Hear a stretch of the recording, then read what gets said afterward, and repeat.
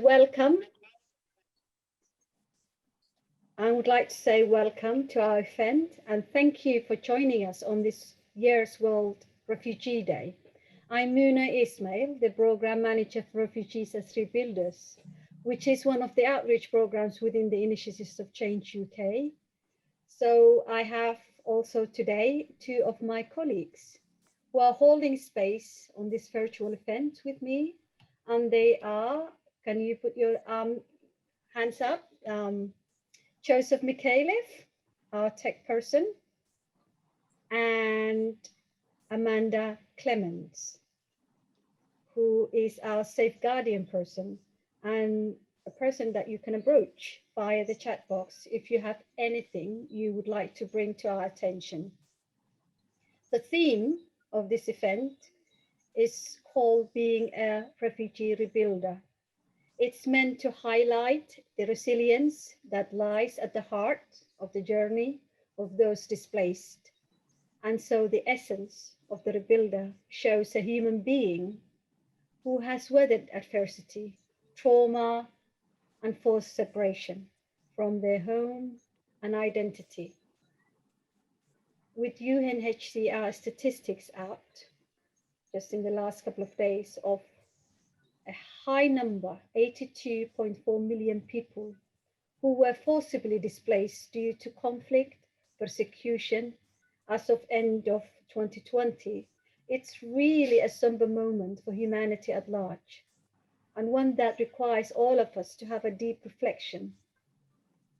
Of course, the causes and all the after effects with that are mostly known, but what's missing largely are humane and dignified solutions to addressing this global issue of our time.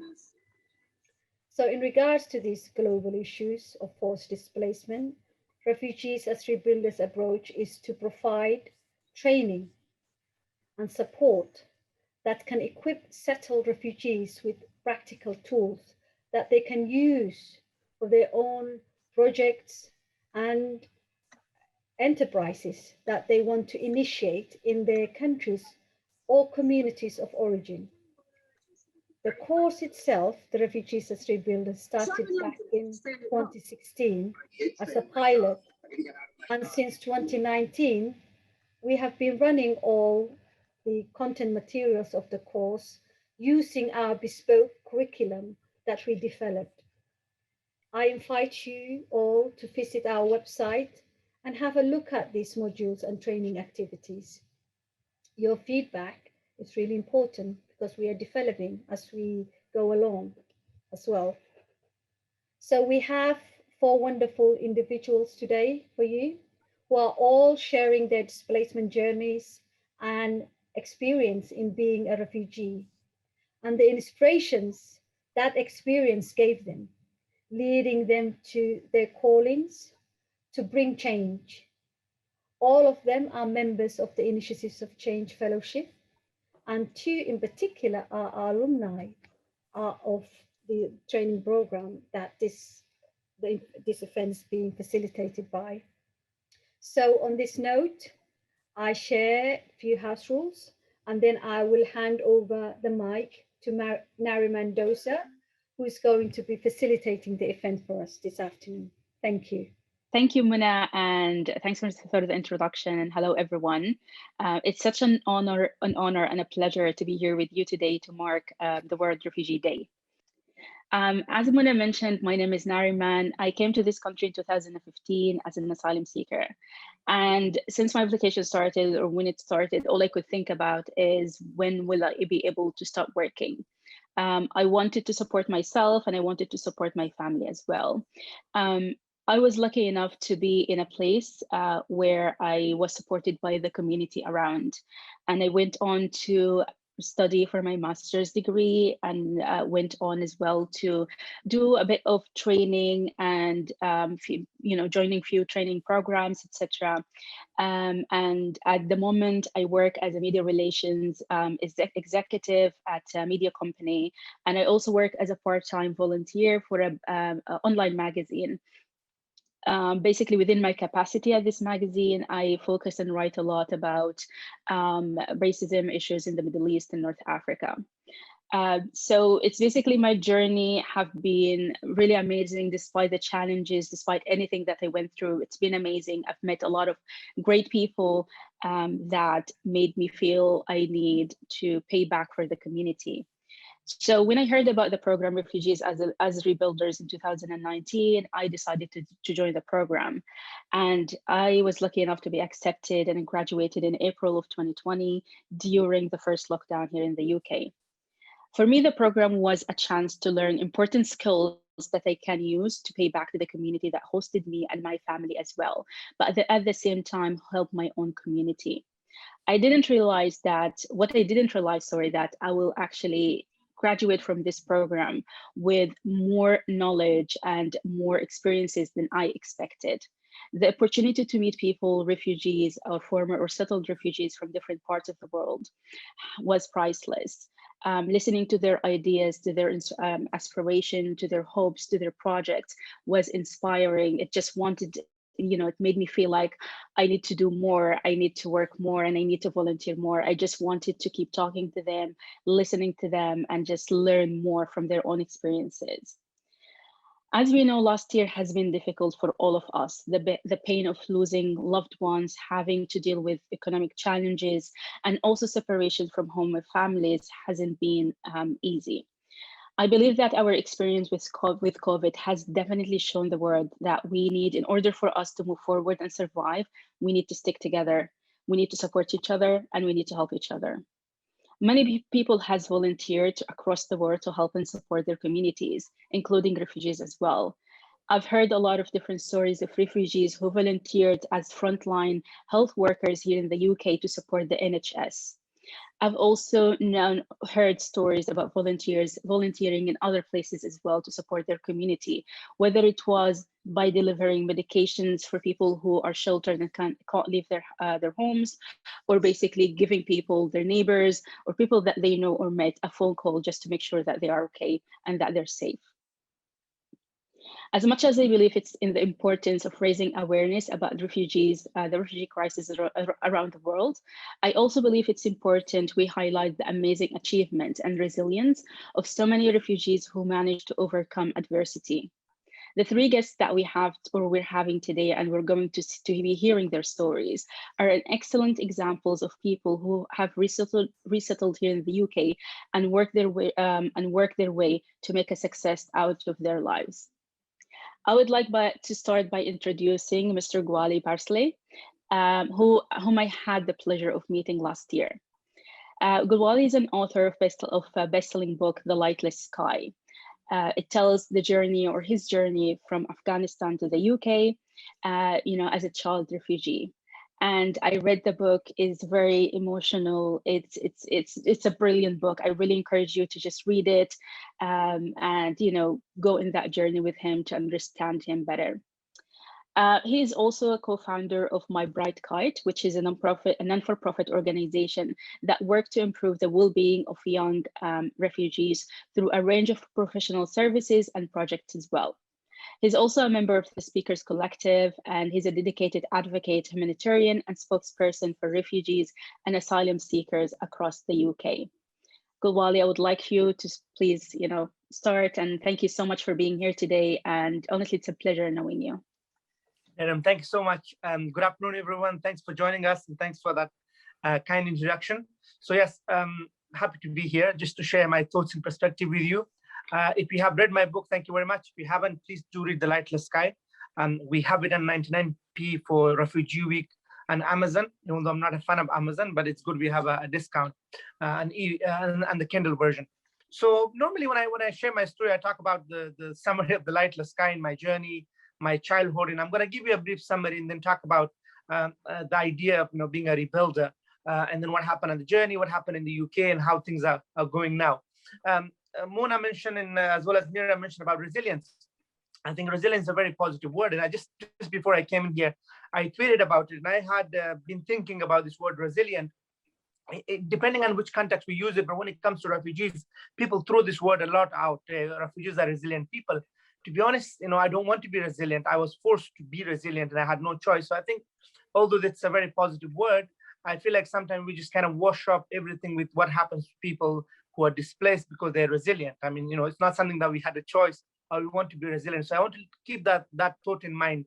That it's not something that we chose. It's something that's been imposed upon us. So I find it quite problematic we use the word resilient, even though it's depending on which context we use it. Anyhow, that was my thinking about the word resilience. So I don't find it helpful when it comes to the refugee debate and discussion. I was born in Afghanistan, in eastern Afghanistan, into a family where my father was a doctor. I had a good upbringing. I lived in the mountain most of my life with my grandparents as a shepherd. We had a very nomadic life, and I enjoyed being free and being with sheep and goats. Sadly, things changed when the war happened in 2001, the US-led invasion with Britain and 48 other countries invaded Afghanistan and occupied my country. Our home in country became a war zone. Afghans used to be the largest refugee population in the world because of the since the Soviet Union invasion in the 80s. Since then, there are about 5 million or so Afghan refugees in Iran and Pakistan. And sadly, my grandfather was a refugee. My father was a refugee in Peshawar, and I'm kind of a third generation refugee. So we lived in constant fear of, being killed from bombardments, from attacks. The first few months were very intensified fighting in our region. And the Taliban government's collapsed. We had a new government in place, and things got calm for a while before it kind of kick up again. Things became so bad that we lost members of our family, and so my family decided, particularly my grandmother and my mom, decided to send me and my brother away for our safety to Europe. So we were handed over to smugglers and traffickers. I learned along the way they were not very nice people. I was sadly separated from my brother earlier on the journey. I traveled through 10 countries, about 12,000 miles. The journey shouldn't have taken, it took me about a year. It shouldn't have taken a year, but because I was almost every country I went through, they arrested me and imprisoned me. So, the first imprisonment was in Bulgaria. I went from Turkey to Bulgaria in a train where I had to jump from a moving train. I've seen some bizarre and strange experiences on this journey. A lot of things I was doing for the first time. I've not done it before. And I was only 12 at the time, so I was quite a young kid. My brother was a year or two older than me, but he was not with me, so we were separated. I met other refugees, other friends who became friends with me. We became travel companions, and they really supported me as a young friend and as a little brother. So without their help and support, perhaps I would not have been able to make it across half of the world. So imprisonment in Bulgaria, deportation to Turkey, 2 weeks imprisonment in Turkey, in Istanbul, in a terrible prison conditions for not committing any crime, just for seeking safety and protection, which now I understand was our human right. And then deported back to Iran, where I had to start all over again. That's why it took me so long. So the journey was almost, snakes and ladders for me. I made it to Greece and the Mediterranean, across the Aegean Sea, near the Mediterranean. It was one of the most dangerous things I've done in my life. I saw deaths on many occasions, but there we were certain we were going to die because our boat was overcrowded. It was perhaps 20, 30 people, designed for 20, 30 people, a leisure boat, and there were 120 of us in it, somehow packed in there.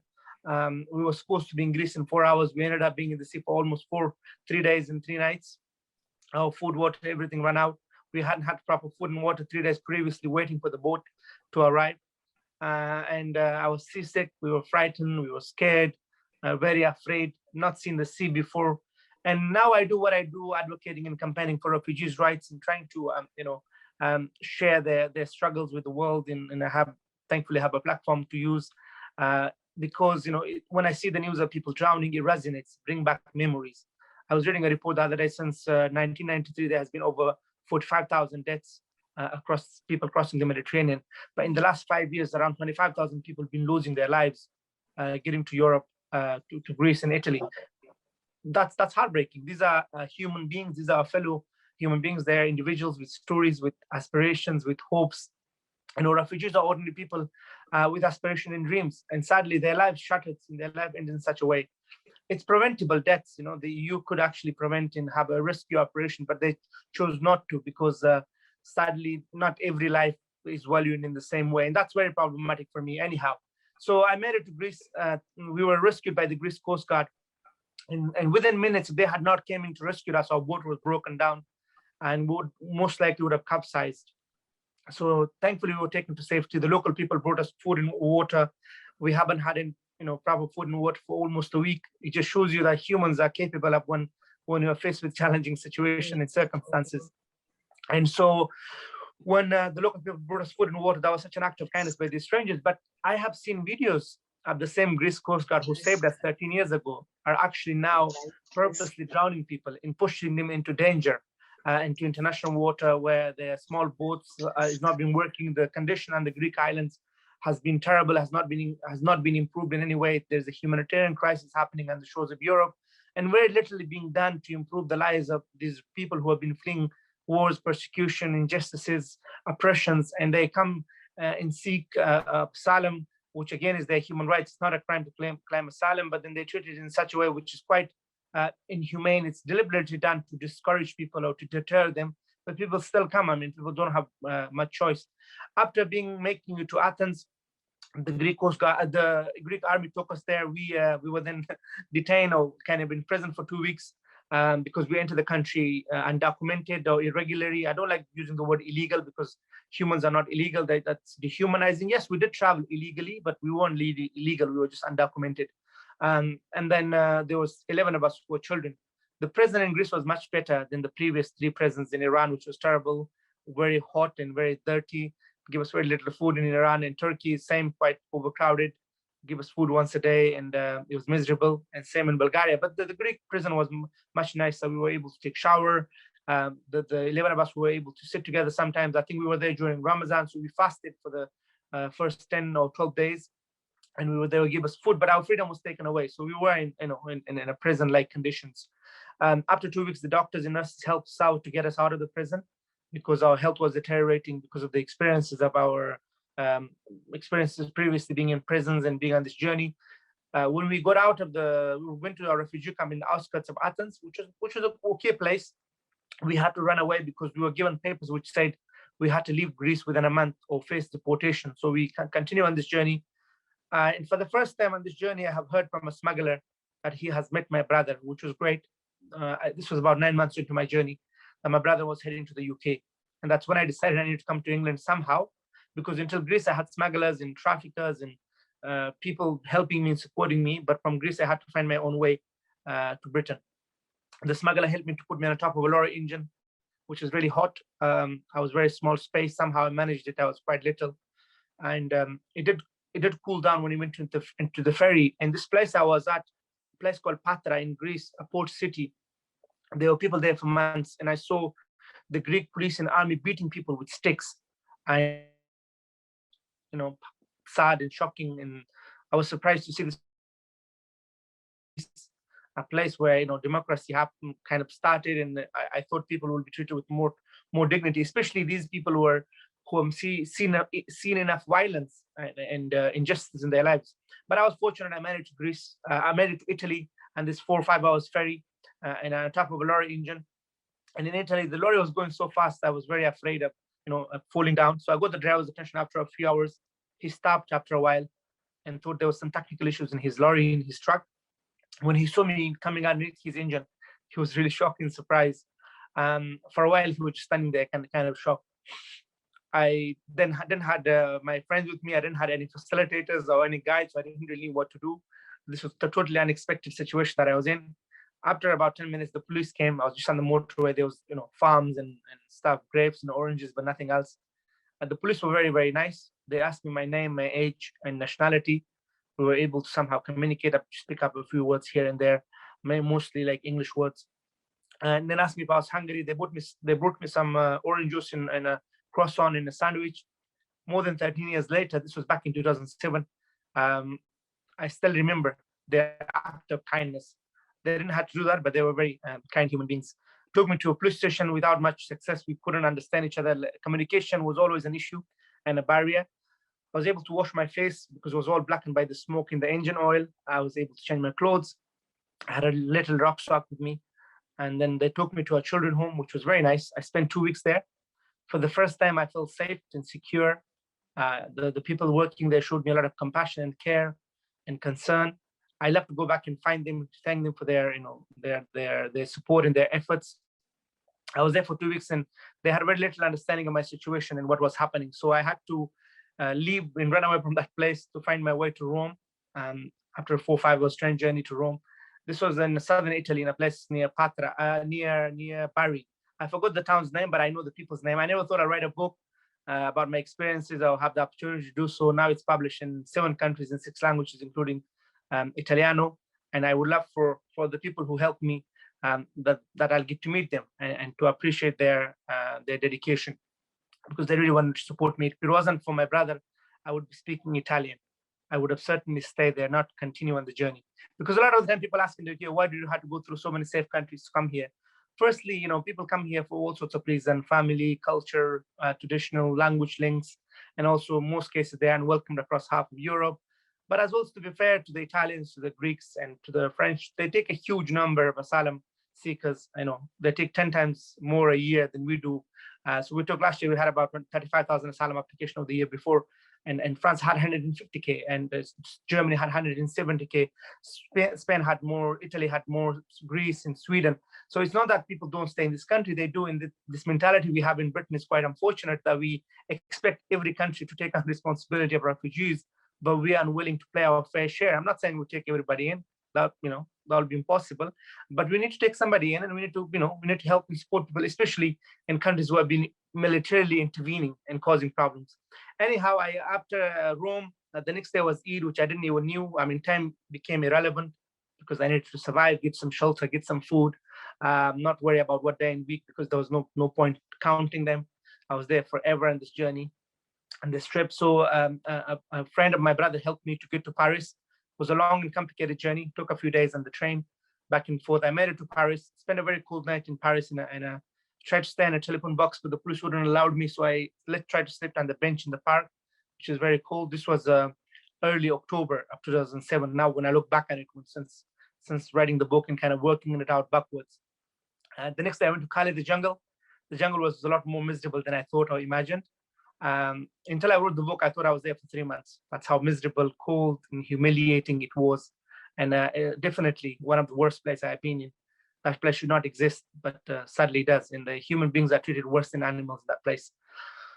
We used to get arrested by the police all the time. We used to run up to lorries every night. It was exhausting. It was physically and mentally very tiring. I was close, yet I was so far. And now, for a long time, the British government been giving money to the French authorities and funding the police to harass refugees. Well, we don't give them money to harass people, but ultimately we want them to prevent people coming here by any means possible. So the French police goes, take people's blankets and shoes and burns them, take away their tents and tear gas them with our taxpayer money, which is unacceptable. A lot of people are not aware of this. So we need to make our government accountable to not do such a thing. Instead of helping and supporting refugees, we're making their life even more hell. I made it to the UK in the back of a refrigerator truck, which was very similar to the one that sadly the 39 Vietnamese people lost their lives in a few years ago. The driver didn't put on the freezer. If he had, we'd have lost our lives on the last leg of the journey. I knew it was dangerous, but I didn't know to the extent of the danger, because once you are inside and the oxygen stops working or it's too cold, the driver would not hear you because it's a refrigerator. Getting to the UK was not the end. I thought it was. It was the beginning of an end.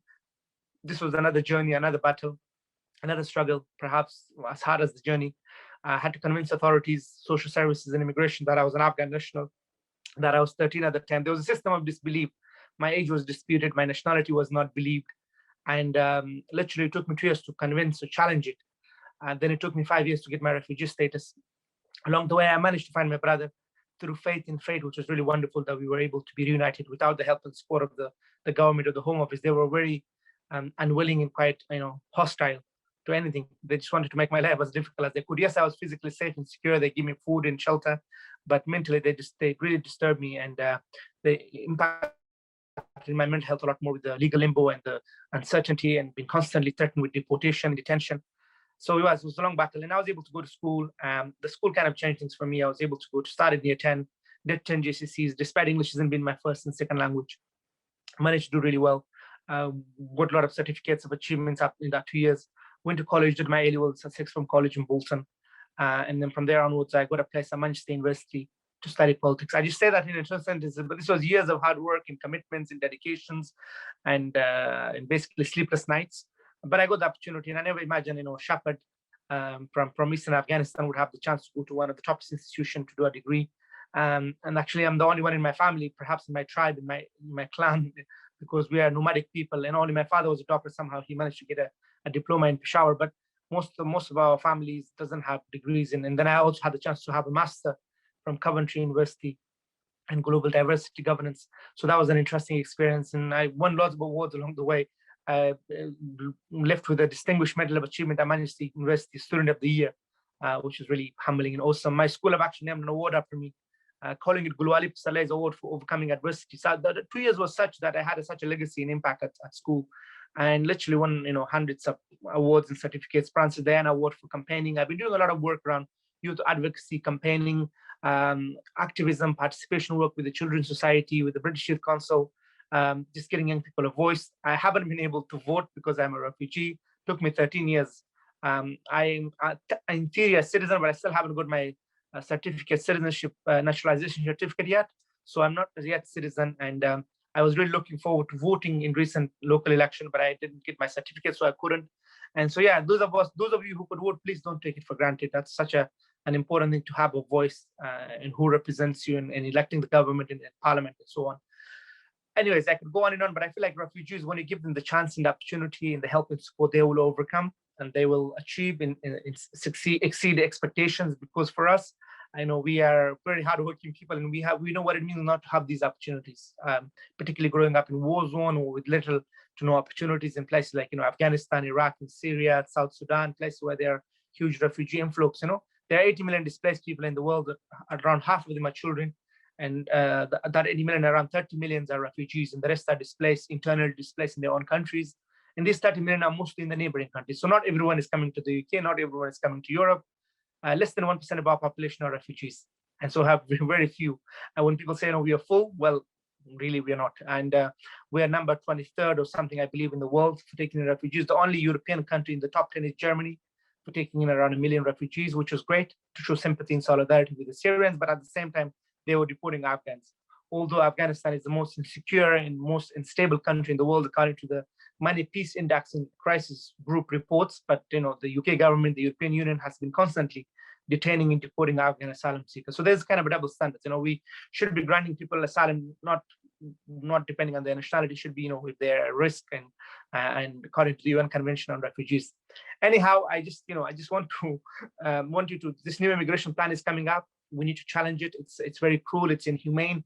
It's going to create two-tier system. If you come through safer, there is no safer and legal routes, but if you come through the resettlement, which is a very small number of people, the government wouldn't say how many, but a very small number. We had 20,000 the Syrians coming in the last 5 years. That's 4,000 or 5,000 a year, which is very little. And about 30,000 people coming in 5 years through family reunification, spouses and children. Because people ask, where are the women and where are the children?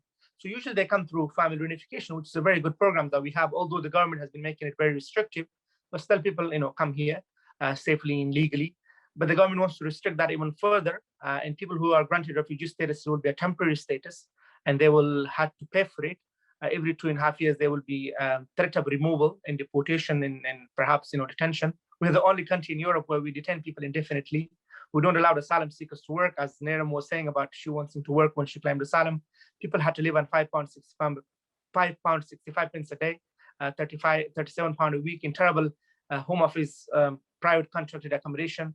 There are not many opportunities for people.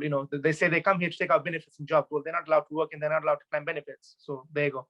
Actually, asylum seekers get a lot more money in France and in Germany. Anyways, I will end now.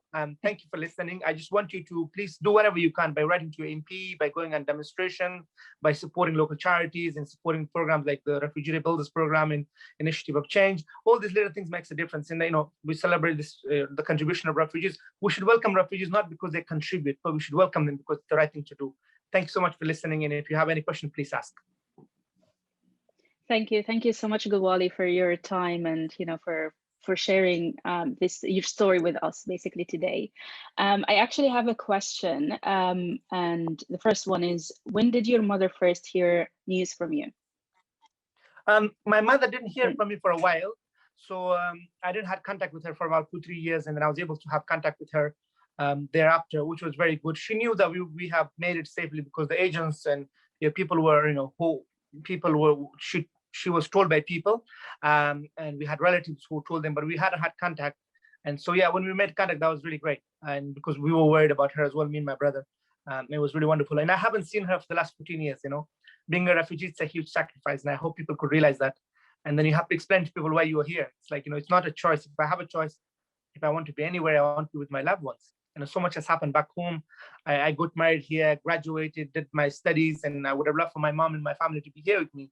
And my brothers got married back home. My sister got married. My grandma sadly passed away. My little sister passed away. All these occasions, I wanted to be there. I wanted to be part of it. And when I was getting married, I wanted my mom and my siblings and my family to be part of it. So these are the things that occasions happens, and then you can't really do much about it. And it's quite frustrating and discouraging, but I guess it's life and it's how it is. But I hope, people will continue to support refugees and help them overcome these challenges and adversities. Thank you so much. But I have another question for you, Gulwali. What do you think, in your opinion, why do you think there is such a difference in the response to helping people who are seeking refuge or asylum? I think the indifference is, I don't think it's about, the opposite of love is not hatred, it's indifference. And the indifference is there because of the media, because the way politicians kind of use fear and hatred towards us and blame us for all their problems and evils. Like in the UK, people have challenging lives and have difficulty. It's not the fault of refugees, If anything, refugees bring so much into the society, into the economy. And so ultimately it's politicians, and especially right-wing politics and media, but also misinformation. And there's, there are a lot of things that are out in the social media as well. People are not aware of what's happening. People don't know these policies and this hostility, the hostile environment that we have. People just think, we are soft touching. We have open border. Britain is one of the hardest places to get into. So things are not. People are 150 or 250 or so towns in the UK in the last 5 years. Speaking at schools, universities, and in community organizations and groups, people are very generous. People are very kind in Britain. They want to help and support refugees, but the majority are just silenced. They're not the loudest. The minority, or the sizable minority, since Brexit, we see they're the loudest, and they're making their voices heard. So I feel like there are a lot of good people in Britain who needs to speak out, who needs to send petition, make governments accountable, talk to their MPs, support charities, support groups. And because sometimes people feel overwhelmed and people feel hopeless and helpless because it's such a huge crisis and challenging situation for refugees. But I feel like every little helps, befriending refugees, mentoring them, the little things that you could do, it makes a difference. It has an impact. So don't kind of underestimate the power of little things, of being, talking to a refugee, taking them for a coffee, helping them with their application, helping them to take to a doctor, like little things. I'm here because of the teachers, the youth workers, and people who believed in me, who mentored and supported me. So yeah, I'm grateful. But the system did not value me, but people did. So in my view, I think people are generally good, but it's just that these people who are anti-refugees and anti-migrants and anti-foreigners are perhaps the one who haven't met a refugee, who haven't met a migrant, and doesn't understand our circumstances and situation. We're just, as I said, ordinary people wanting the best for our families and ourselves, and so does everyone else. And that's just a human nature thing. Yeah. And I guess we need to, humanize the debate and discussion. It shouldn't be a sensitive topic. It shouldn't be controversial to talk about refugees and migration. It's a human thing. We all move around for whatever reason, but it's not something that we take lightly. It's something that, I recently moved from Manchester, from Bolton to Northamptonshire. It was a difficult decision because I lived in Bolton for 10 years and I didn't want to move out. So same, like people don't leave their countries and their families and their loved ones, everything they knew, for no reason. So there has to be, a circumstance which forced them to flee. So one last question, sorry, just for the sake of time, before moving to our next speaker. How easy did you find it to adjust culturally? It was not very easy, to be honest, because of being, from conservative Afghanistan. It was a long transformational experience, but it happened, I think, through education, through cultural experiences of meeting people, learning, through school, university, and college, and being involved with a lot of charities and organizations. So all these things helped. It's so many factors. I think, we want refugees to, I think integration is a little problematic for me. I don't, these words like, integrations, resilience, and things like that, I find it kind of, it's not straightforward, but I feel like it's more about, mixing with people and getting to know people, respecting their cultures, and kind of sharing your culture. I think transformation is a better example. So I have transformed, and it wasn't easy. It's still not easy. I mean, there are people who will never see me as British enough. there will be people who will never see me Afghan enough. They will think I'm too liberal, too westernized. And so it's like you can't really win. But I felt like in the book I mentioned, where you were born is an accident of birth, and I wasn't born in Europe. That wasn't my fault. And finally, I feel like if country produced mine, if countries were producing mine, I'm a product of both. So I'm kind of Afghan and I'm British and I'm kind of both. And I feel like more of a global citizen, if anything. Yeah, actually, I have another interesting question because I thought about it as well. And thank you for highlighting it, Mana. You mentioned that you don't really like the word resilience. So what are other words that we can use to basically show the strength of refugees? It's the thing. I mean, yes, it's true. Refugees have a lot of strength and a lot of courage, and they have resilience. But the issue is because when people goes through this painful experiences and suffering, would you say, "Oh, you have been resilient. It's amazing. You have overcome it." But that person, like me or you, we didn't have a choice. It was not something that we wanted to do. For example, we wanted to get a degree, and we stayed resilient. We stayed focused. We didn't give up. That's a different matter. But then on this journey, the experience of fleeing home, it was not something that we were interested in or something that we wanted to do. So I think we need to use words which is, I don't know, like words which kind of humanizes the discussion, not wash up people's experiences. I think I've seen in so many contexts where people just use resilience and kind of clean everything with it, saying, no, whatever happened to you, but you've been resilient. That's amazing. And I just don't like that. And I don't find it helpful. So I don't know which words may be helpful. I'm not a linguist, but I think, there's certain words that troubles me, even though it's usually used in a positive context. I'm not saying it's used in a negative context, but I feel like for people like myself, I'm speaking for myself as a refugee, I rather not have been resilient. And I think it's okay. And I think I want to know that it's okay to live in a society where you could be vulnerable and then know that people will help and support you. We need to live in a world where it's okay to not be resilient. It's good if you could be, but if not, we're all human beings. We all have tough days. We all have, difficult experiences in challenging times. So I feel like we need to be compassionate. We need to be kind. We need to show solidarity.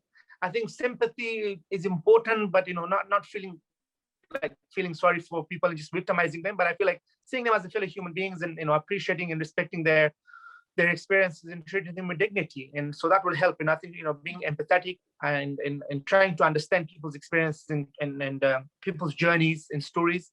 Not just saying, oh, it's amazing where you have made it. You have gone through this experience and you've been great. You've been resilient. It's not. I don't find it helpful. Perfect, thank you. Our next speaker is Khadidja Fadoul. Khadidja Fadoul is a human rights activist from Chad. She was born and raised there.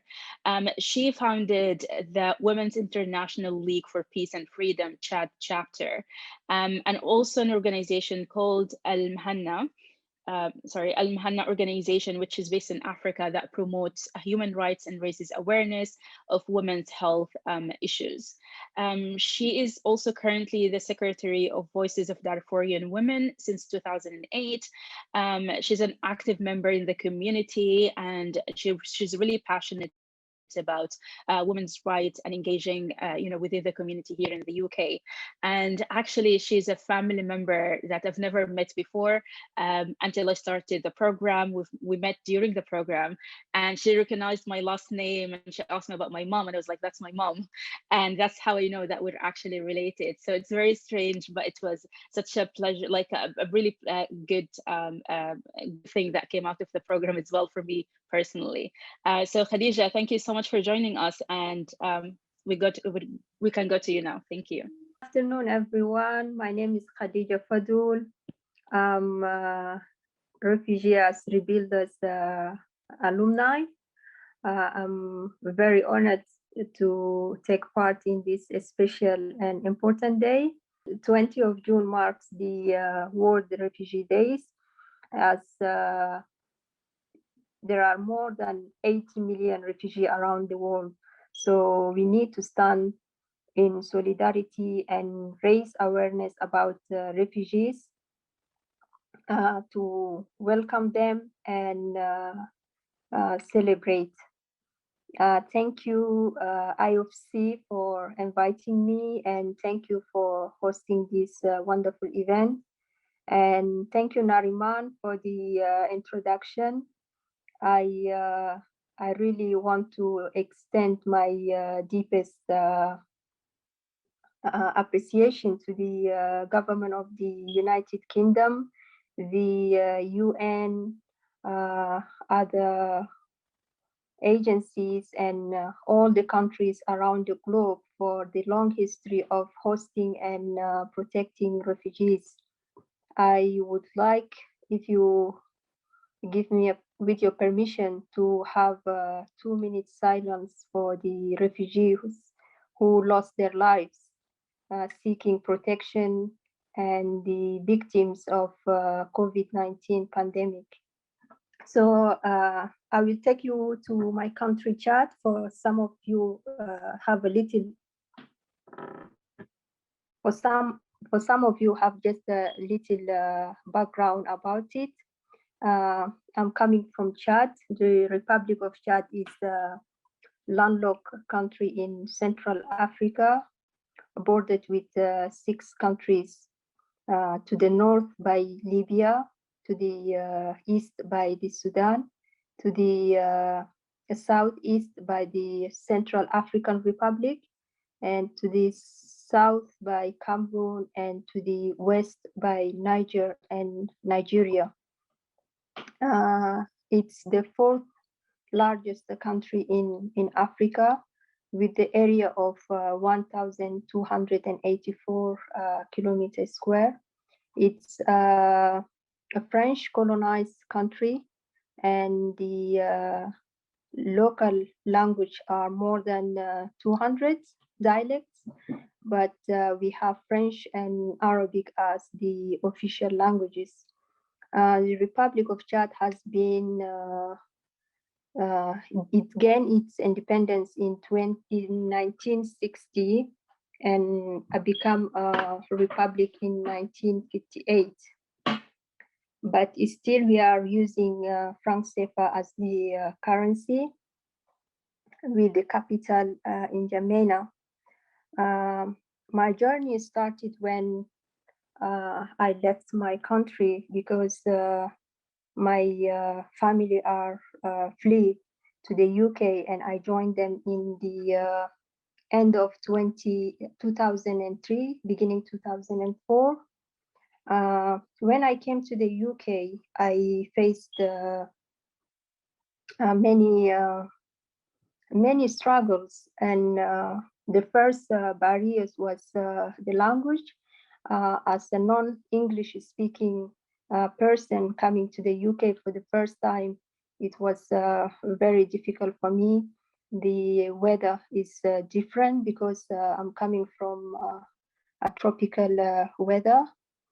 Here with the long raining and cold season, it was very difficult for me to adjust myself.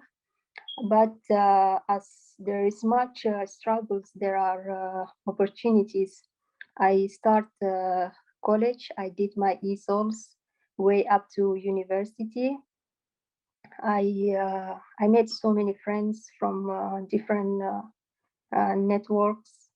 I had the chance to learn so many things, and I've been integrated to the society, and it didn't took me so long to settle down. Within 3 years of coming to the UK, I get my naturalization, and I get access to services. But I am half Sudanese and half Chadian, so the genocide in Darfur has started, and my relatives are fleeing the countries, coming here. We do so many manifestations. People are just, they keep coming. We hear the loss of our loved one. It was very hard at that time because you see the genocide on the mainstream media, which is very, very horrible, and all this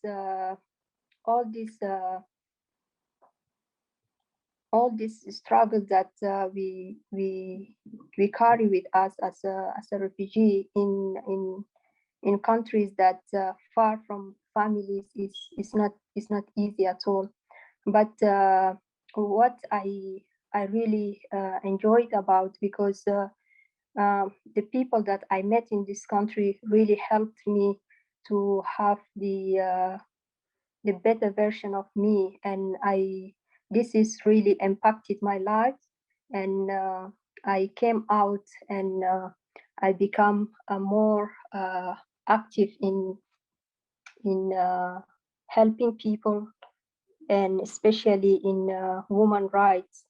And recently, if you can go to the next page, please. Yes, this is my journey with the IFC. I joined the IFC in 2019. I did the foundation course, then I moved to the intermediate, then I graduated in the 2020, as Nareeman said, just before the breakout of the COVID-19 pandemic. So this is the organization that I'm working in back home.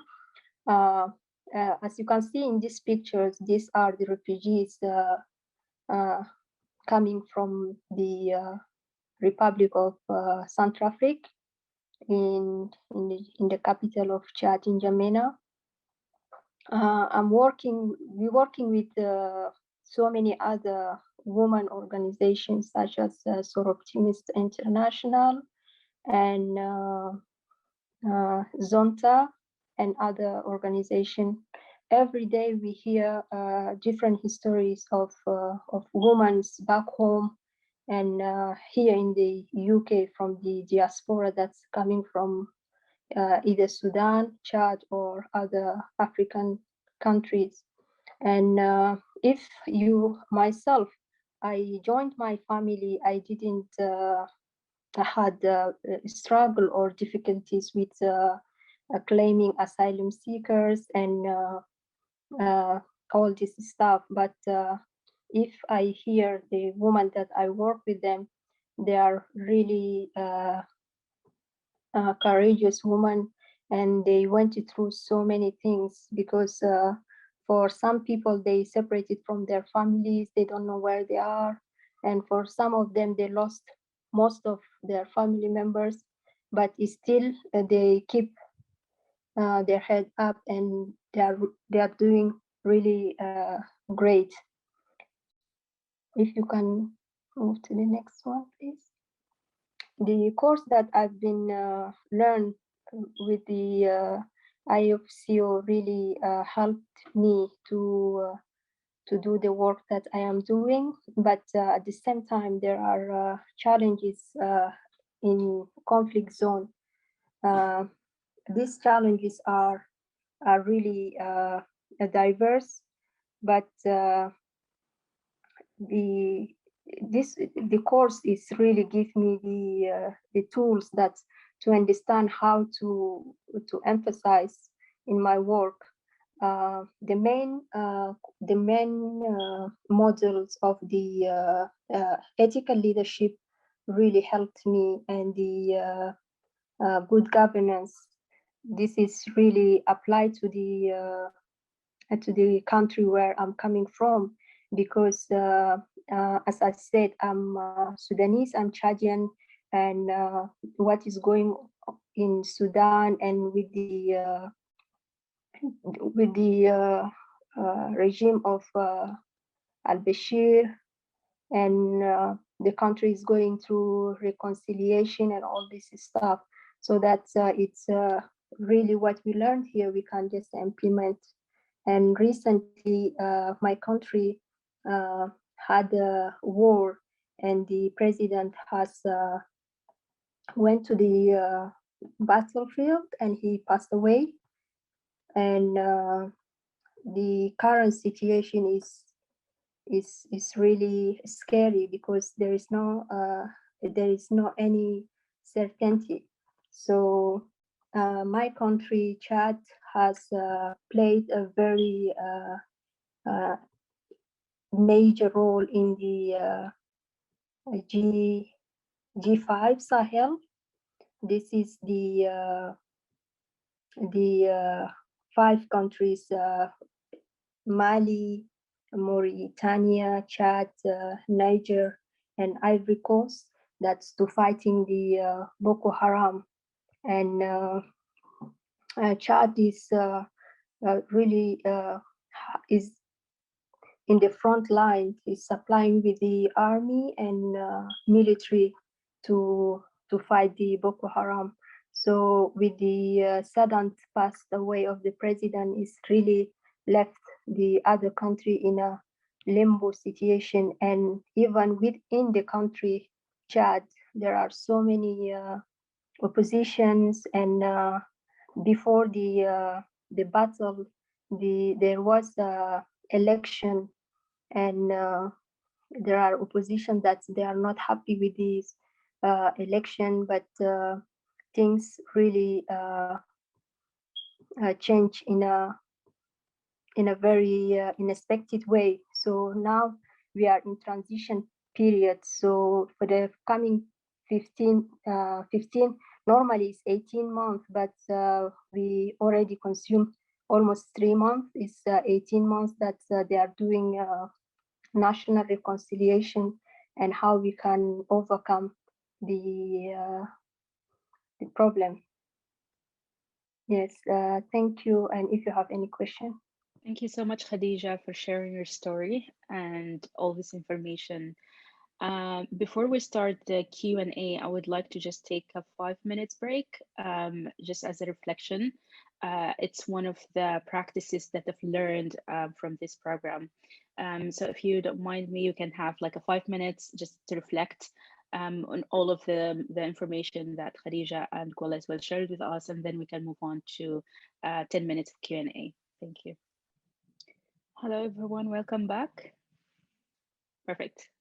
Khadija, so the first question that I have for you is, what would you say has been the key learning result from your work in women's rights?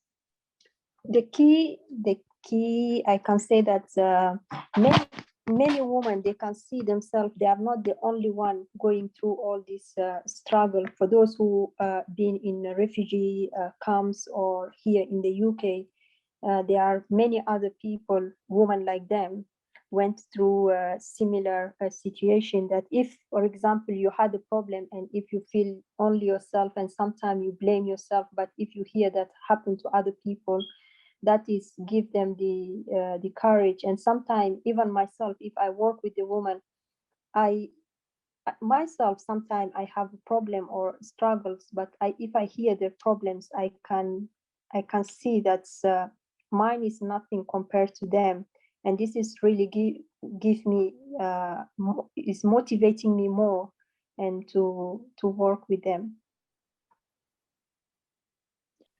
I'll move to a question for you, Khadija. How do you deal with the challenge of being seen as a foreigner now and the expectations? Are you seen as a foreigner here in the UK? I think if I understood the question correctly, and how Yeah. do you deal with the challenge of that? Yes, I've seen here as a foreigner, as well as if I go my country of origin, they see me as a Westerner. So if, for example, you are here in the country,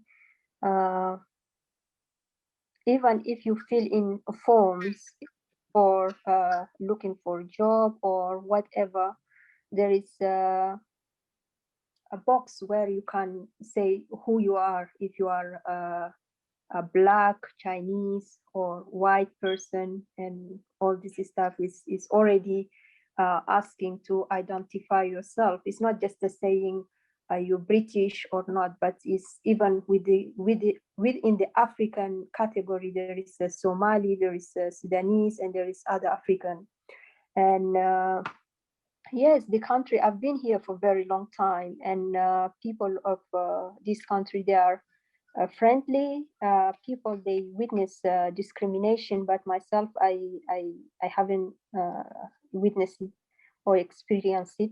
But you can see in a very superficial way, there is some way you are foreigner, but accessing services or other things, I think myself home.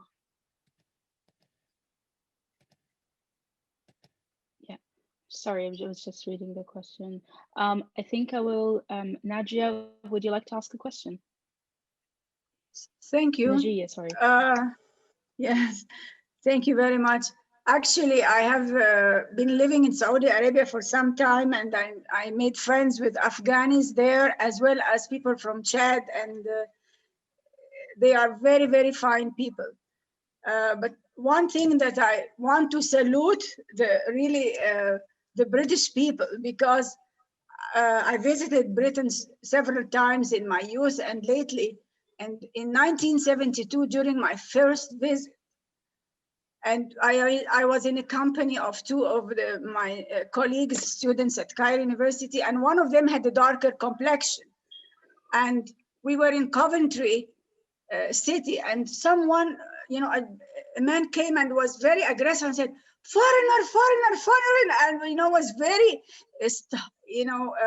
offended that he saw us in the streets. So I am really amazed and really grateful that there is such a change in the UK, and it is absorbing people from different parts of the world, refugees, and also when I was leaving UK in 2005 at the airport, I noticed there is an interfaith prayer room in the airport. So I really salute our British friends for this great, advance and transformation in the British society, and wish that our friends, our refugee friends, will contribute to UK as well as to their countries of origin, God willing. Thank you. Thank you. Thank you so much. Thank you. Khadija, thank you so much for your time. I appreciate it as well. Again, you sharing your story and your experience with us. Final speaker for today is Ahmed Ekzayez. Ahmed is a program manager for Naseem Al Khair organization, which is a non-for-profit Syrian-based organization. He holds a master's degree in agriculture, plant pathology, and worked as a research associate in the International Center for Agricultural Research in the dry area. He left Syria during the crisis and settled in Turkey, and he worked in conflict areas and took some projects or did some projects in Syria, Iraq, Turkey, Tunisia, and Bangladesh as well. Ahmed, thank you so much for being here today with us, and please, the mic is yours. Thank you. Thank you so much, Nareeman. Thank you for introducing me. Thank you very much for Initiative of Change, for inviting me for this very important event. Thank you everyone who attend this event, even in weekend. I know in weekend it's not a preferred time to be connected to Zoom. So thank you very much for all of you. And it's really great pleasure to be with you today. It was also really wonderful to listen to previous speakers and get inspired by their stories. So actually, well, when I first heard that I'm gonna be speaking in World Refugee Day, the first things or the first question came to my mind that what could or should be done in order to transfer the problems associated with refugee into opportunity. So the themes today for my presentation, or the title for my presentation, is how to change problems to opportunities and how to create better future and sustainable solution for refugee. I think let me start with fact. Maybe it's next slide, please. So let me start with fact that often overlooked, that the majority of refugees are internally displaced persons who still living inside the conflict-affected area. And those group of people, they deserve more attention, more support, more care from our side. So in terms of my own story or my own journey, it's not that different from the other refugee stories or journeys, which are, as you know, risky, long, associated, as previous speakers mentioned, associated with limited food, shelter, water, and basic necessity. But I think before going through my journey, it would be good just to talk few minutes about my life in Syria prior to the conflict. I was born in Syria in Idlib city to both Syrian parents. I had never traveled outside Idlib city, except to travel to get the higher education in Aleppo University. And I remember in 2003, when brother and sister, Iraqi brother and sister, flee to Syria after the war in Iraq, I was saying, wow, they are lucky. They are traveling, they are moving, they are changing place, they are expanding for new area here and here. But unfortunately, in 2011, I got to know how it's difficult, how it's complicated, how it's tough to travel, searching for new home, for safe place for your family. I graduated from agriculture faculty in Aleppo University. I start my professional career in ICARDA, International Center for Agriculture Research in the dry area. And I got my master. And when I got my master, I feel, oh, great. I got my concrete steps to my own dream to be, or my own goal, to be scientist in plant protection. Sadly, in 2011, the Syria crisis had started and all plans, vision, goals changed. ICARDA in 2012 decided to reallocate for 6 countries, and my lab, Avaroji lab, was selected to go to Tunisia. I have options, either to go or to stay, either to save my work, my job, my dream, my goal, or to stay in Syria. I decided to go. However, my family stayed in Syria with a plan to join me in Tunisia as soon as possible. To keep long story short, after 3 years, almost 3 years, with several attempts to bring my family to Tunisia, all the requests to relevant departments in the government was rejected, and that always the justification is clear: no visa for Syrians, no visa for Syrians. So after 3 years and separation from my family, I decided to leave my job. I did decide to leave ICARDA and go to stay with my family in Turkey.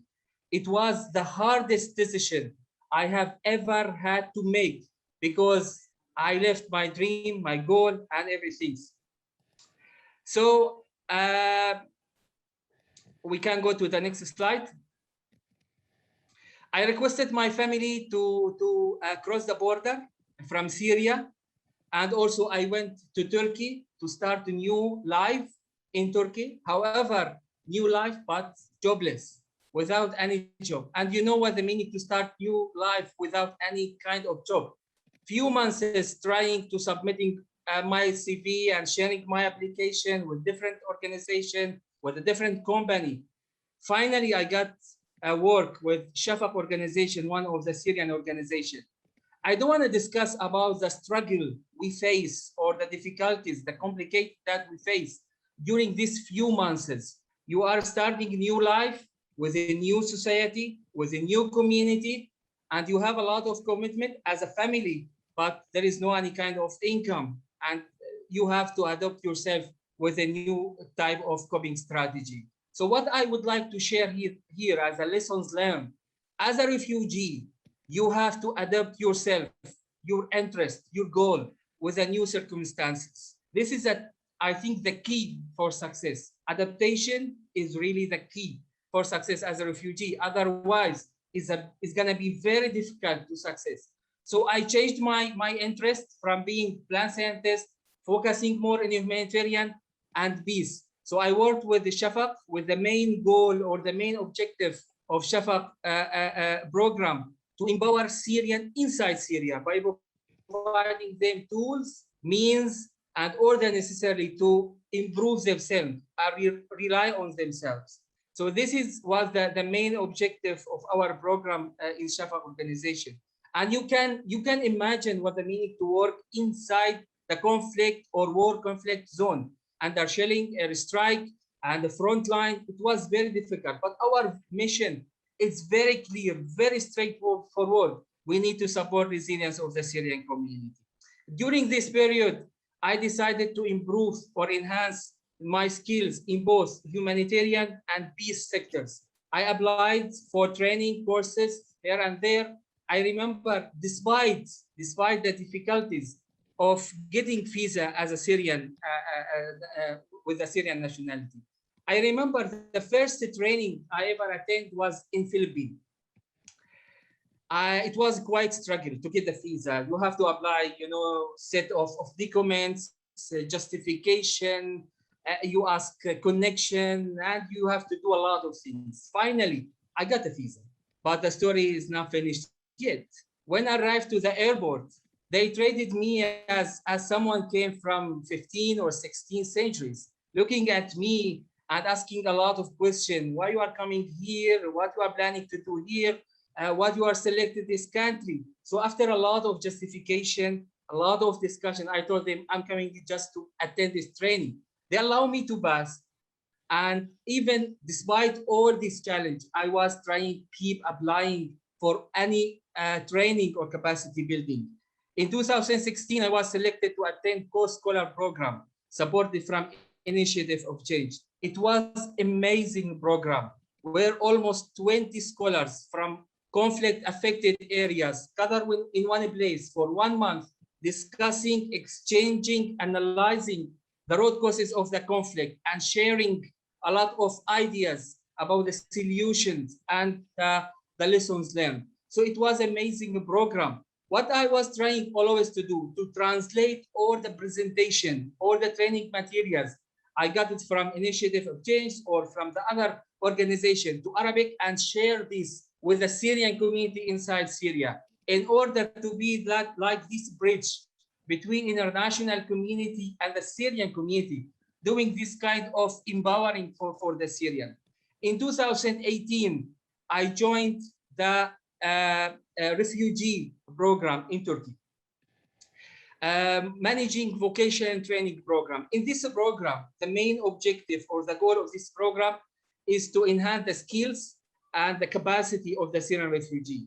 What I found with this program, as you know, that when refugees were given the right to work, to do right things, they were entrepreneurial. They set up their business. They employ other people those from host community and also from refugee. And that's mean when you empower refugee, they can do great things. And this is exactly win-win approach for both community, for refugees and also for the host community. And also this vocational program for the refugee in Turkey gave me great evidence against the perception that said refugees are socially, economically, politically burden of the community. What I have seen with those refugees, they are willing to work, they are willing to integrate with the community, they are willing to be a positive agent on the host community. And what exactly they need? They need tools, and they need this sort of coincidence interest between refugee and the host community. In 2019, I received a message that really changed my life, where I have been granted the Turkish nationality. It was really a big change on my life, because now I have more motivation to work, to support refugee and IDPs inside Syria, refugee in Turkey, and also IDPs inside Syria and the Syrian community. Here, I would like really just frankly speaking, the Turkish government, the Turkish community, they have been welcoming the Syrian refugee and they remain welcoming. And the only problem for me in the integration was the language. This is my problem actually.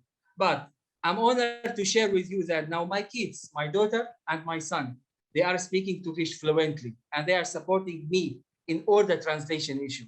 And my kids in the public school, they were ranked within the first 3 students for this year. So I'm very proud that me and my family contribute positively for the country that hosted us, but also for our country of origin, Syria. We can go for the next slide.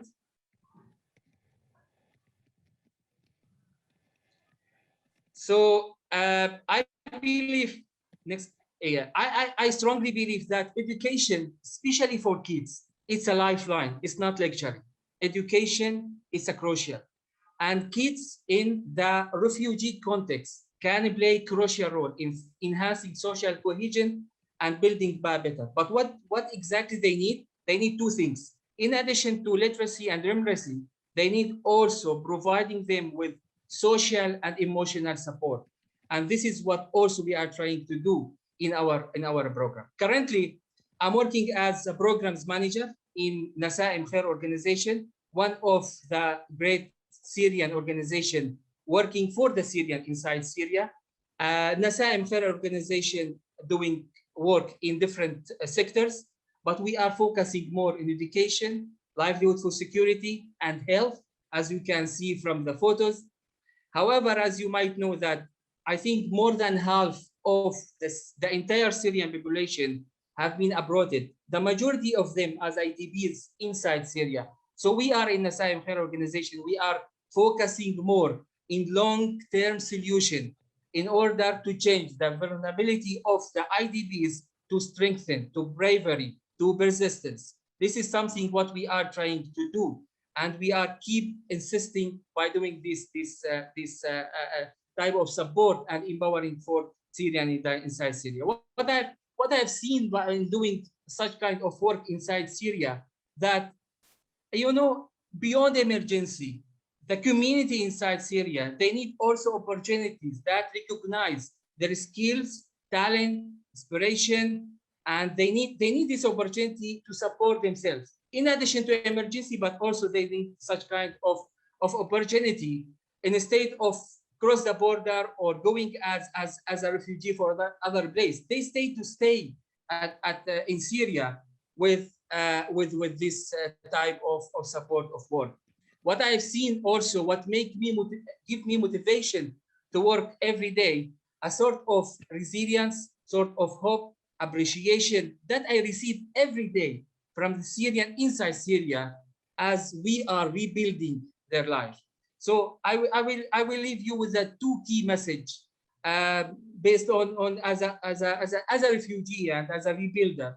Number one, we should think with a refugee camp and community, not only as a temporary center where refugee waiting the war to end, rather as an excellent center where refugees have capacity, talent, skills, and be trained for the day they can go home and contribute as agent for positive change and social transformation. Number two, not investing in refugee is a huge missed opportunity. Keeping refugee abandoned, keeping refugee unskilled, untrained, under risk of exploitation or abuse.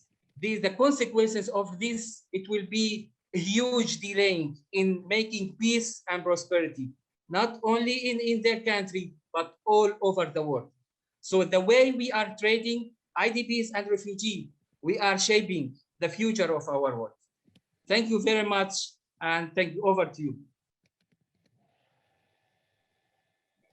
Thank you very much, Ahmed, for sharing your story. Honestly, it was such a pleasure listening to you, and there's a lot to think about basically after what you've just said. Again, if anyone have a question, please feel free to write it down in the chat box. Ahmed, I have a question for you. How do you feel about being refugee as a rebuilder? And what is your advice to someone need to be part of a change? Sorry. I think it's very important that as a refugee and some of people, they look at us as a lucky person that we are able to cross the border and to go outside and to make this exchange with the national community. So we need to pay back this kind of success for the people inside Syria. Therefore, I think it's our duty and our responsibilities to make sure that we are supporting the community or the country of origin or the other also community as well. As I mentioned, I worked in Bangladesh supporting Rohingya refugees as well, making this kind of shift or exchange with information, knowledge from one country to the other country. And such kind of initiative, like Initiative of Change, this has a very great program where can connect people with each other. We can exchange knowledge. So our responsibilities, I feel we have these responsibilities, commitment to support people and to rebuild our country back with a different means, with a different tools, either with a humanitarian organization, company, whatever. I think this is our responsibility. And what would you advise someone who wants to be part of this change?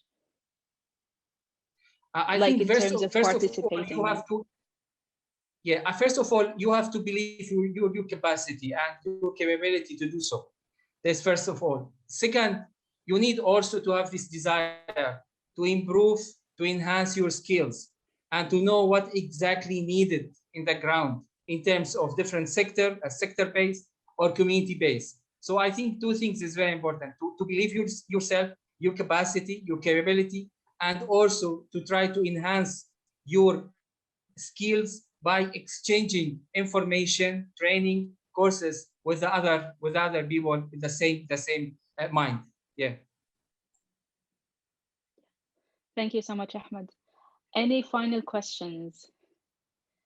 We actually, I think, have 2 minutes left, so I think I'm gonna just hand over to Muna to, before we end the session for today. I just want to thank everyone for coming here. I want to thank the speakers as well, for participating and be willing and open to share their stories. Everyone for your patience as well. It's been, I think, 2 hours or so. Definitely having you here and hearing your questions and participation as well is highly appreciated. I'm really happy and glad that I was asked to be part of this as well. And I would really want to encourage everyone to just, go back and reflect on everything that we've heard today, and just help and support as much as we can. I think it's something, there's this line that I keep saying it, but I've learned it, I think while I was in part of the program. Everything that we do, no matter, even if it was a small contribution, it still counts. So I would really like everyone to just, you don't have to think big or wild. The small things that we do in a daily basis have a huge impact on someone else's life. Thank you very much, everyone, and I'm handing over to Muna. Thank you all, and thank you, Nareeman. This is where I kind of well up a bit when I see alumni who have been through the course, who train, and who are holding space and facilitating international events like this. Our alumni are so precious to us because of people we invest in, people we accompany, people we support. They speak for the course, for the program. They are the ambassadors of this, what we do here within the Initiatives of Change and the RRP program. And I'm so glad that we have Nareeman, Khadidja, who have spoken, Ahmed, who is a member of the wider Initiatives of Change Fellowship, and also Gulwali. I think I'm not going to bore you with further speeches or anything. I just like to thank you. I'm so grateful that this event has taken off and we have exchanged so much today. And it for me, it was really, really thought-provoking event in which I learned so much. It challenged me also in some of the ideas that I have, and or beliefs that I have, but it's what it is for. I mean, this kind of events is to generate ideas, to bring people together, to network, and to also share the stories of the individual participants and fellowship members of Initiatives of Change who have been through adversities, and who are refugees and who were forcibly displaced their communities of origin. The rebuilder concept is one which we are constantly building on, refining, and through the courses that we provide, through the interactions with our participants. Please visit our website, visit the Initiatives of Change website, and learn more about what we do, the upcoming courses. We'd like to hear from you. There's a section which says, feedback. There's also get involved section. So yeah, let's be active participants. Although you're not may not be participating in the course, but active participant in terms of your feedback and your involvement with us. And yeah, at that point, I'm just going to say thank you and have a lovely afternoon, evening, wherever you are in the world. Thank you.